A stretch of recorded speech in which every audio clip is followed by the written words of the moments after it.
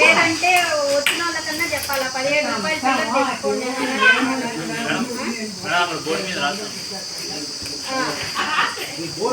మీరు చిల్లర పెట్టుకున్నారా?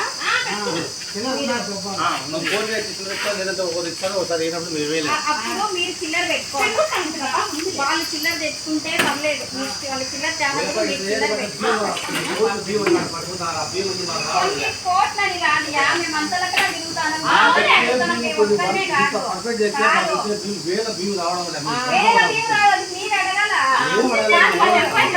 సరే ఉండండి, ఒక్క నిమిషం. నువ్వు అట్లా మాట్లాడకూడదు, తప్పది మాట్లాడము.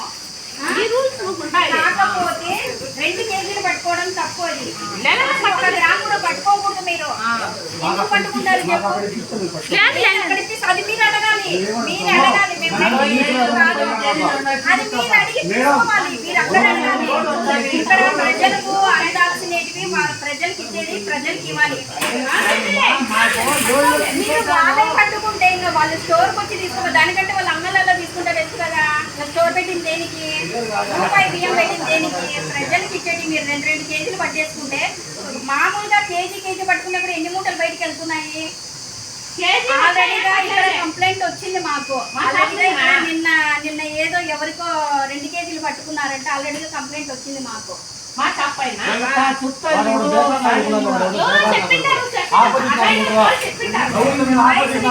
పోయినాయి, కలెక్టర్ గారికి పోయింది, వాయిస్ రికార్డు అందరికి పోయినాయి. వాళ్ళు వాయిస్ రికార్డు పట్టారు, మాకు పెట్టారు, కలెక్టర్ గారికి కూడా పెట్టారు. 2 కేజీలు పట్టుకున్నారంట. చక్కెరకి 20 రూపాయలు తీసుకోలే నా దగ్గర. వీడియో కెమెరా చక్కెర తీసుకోలేవాడా? ఎవరు వాయిస్ రికార్డు పెట్టారు? ఏదో బెదిరిస్తున్నారంట. తీసుకుంటే తీసుకోండి, లేకపోతే పోండి. మా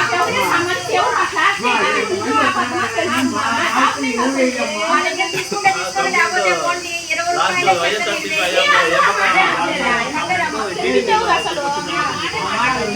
వాడు తీసుకొని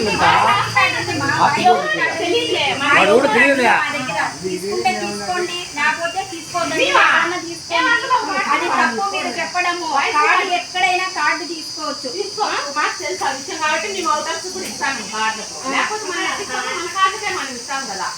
ఎవరు రికార్డు వాయిస్ రికార్డు కలెక్టర్ నుంచి ఫోన్లు వచ్చినాయి. మీ వాయిస్ రికార్డులు పోయినాయి, అంత లెక్కలు పోయినాయి. నిన్నేమో జరిగింది ఇది. అవునా, మా ఖర్చు ఎంత, మా కూలి ఎంత అని మీరు బెదిరిస్తున్నారు తనని. ఎవరు మాట్లాడింది ఇక్కడ?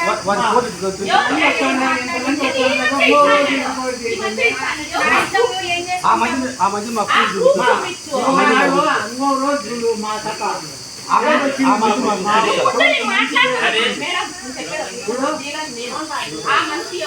ఎవరు మాట్లాడినారు? వాయిస్ రికార్డు ఎవరు చూపించు.